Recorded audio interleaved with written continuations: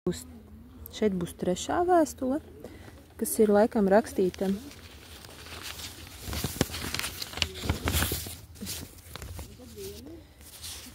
tā, tūlīt skatīsimies datumu.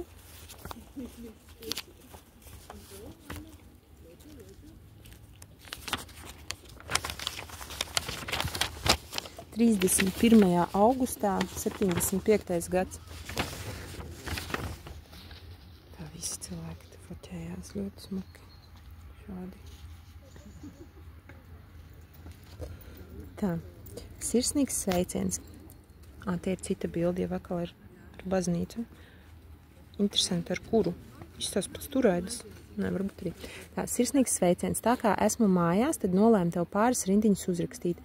Vēl jau gan vajadzētu pagaidīt atbildi uz iepriekšējo vēstuli un tad rakstīt, bet lai nu šoreiz ir ārpus kārtas.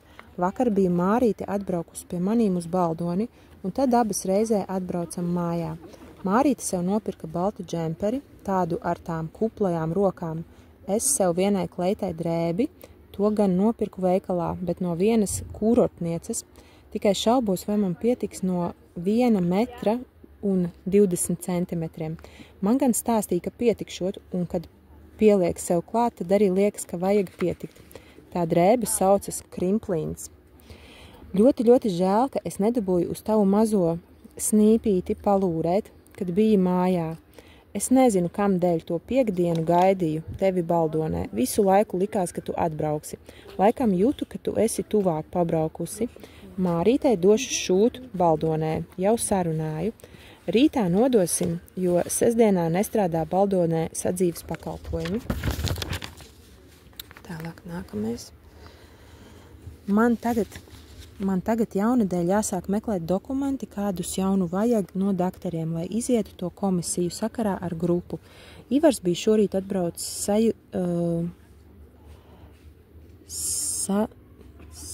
sajūga trose, esot pārtrūkusi. Cik ilgi viņš brauca un jau motocikls jālabo. Ķēdi jau mainījis. Priekšējie amortizatori ļoti čīkst. Šodien taisīšot bildes, vakarā jau esot sācis. Kad beigs, to gan nezinu. Pirmdien viņam sākās kursi. Vienu vakaru pagājušo nedēļu mana galda biedrene gāja zvanīt uz Rīgu. Viņai mazmeitiņa pārgriez uz celīti, uz stikla. Bijis jāšuj. Tā viņa gribēja zināt, kā viņa jūtas. Es aizgāju viņai līdzi un tad sadomāju piezvanīt Zentas tantei. Tur zvanīja no automāta par 15 kapeikām, bet tas automāts bija saniķojies un tās kapeikas meta ārā. Tas ir atpakaļ un varēja runāt par brīvu. Cik forši. Tā. Griež tik numuru un runā, bet kā jau par brīvu, tad jau nevar ļaut arī tik brīvi runāt. Tamdēļ knapi varēja dzirdēt, ko tur runā. Tik smieklīgi. Tātad es zvanīju Zentas tantei un pie telefona bija Heinis. Zenta esot pazudusi jau nedēļu atpakaļ. Viņai vajadzēja braukt ekskursijā uz Ļeņingradu uz 1 nedēļu. Nav tur arī bijusi. Tā bija pirmā daļa. Šeit būs otrā daļa. Pastamies, kas Siguldā notiek arī. Šeit ir atkal cita bildīte. Un tā ir turaida. Izstās pēc turaidas. Tā. Un tad viņa vēl gribēja, lai es braucu līdzi ekskursijā. Tagad jau nu droši vien dzers kādu mēnesi, kamēr visu naudu nodzers. Ir gan briesmīga tā dzeršana. Kad iesāk, tad nevar vairs atmest.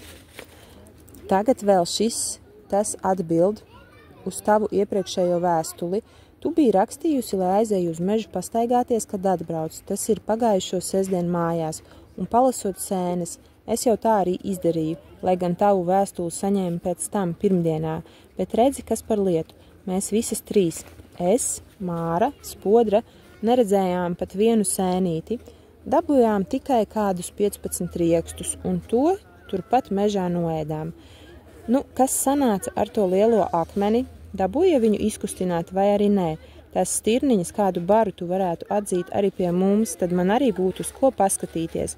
Es biju nu pat paņēmusi tavu vēstuli vēl palasīt un laikam jau atkal pasmējos, jo spodra man prasa, vai es vienmēr tā daru, kad lasu, tad smejos. Es teicu, ka tā darīju, ka lasīju tavu vēstuli.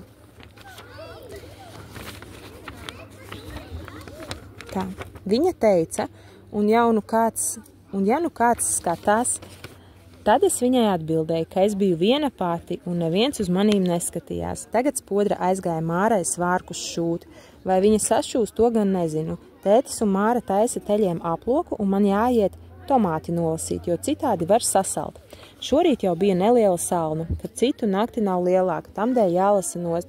Mazās pupiņas arī jāiet nolasīt. Nu gan jaunadēļ paliks māja tukša, ko es nabadziņš darīšu. Tas tētis arī tāds spoks. Šorīt jau asara nobira man, ak tas lai paliek. Ko darīsi, ka viņam žēl, ka spēlē mūzika.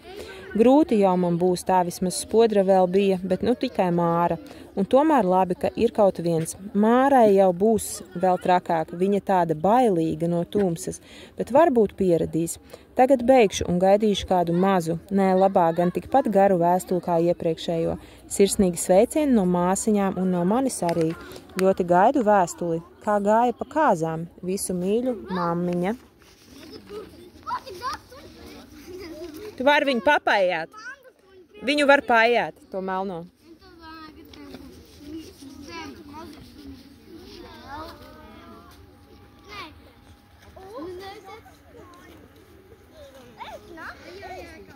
Droši viņu var papājāt.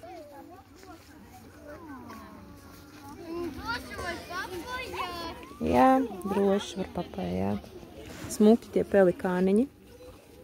Un tāda ļoti, ļoti liela mīlestība no vecmāmiņas jūtama ir pret mammu.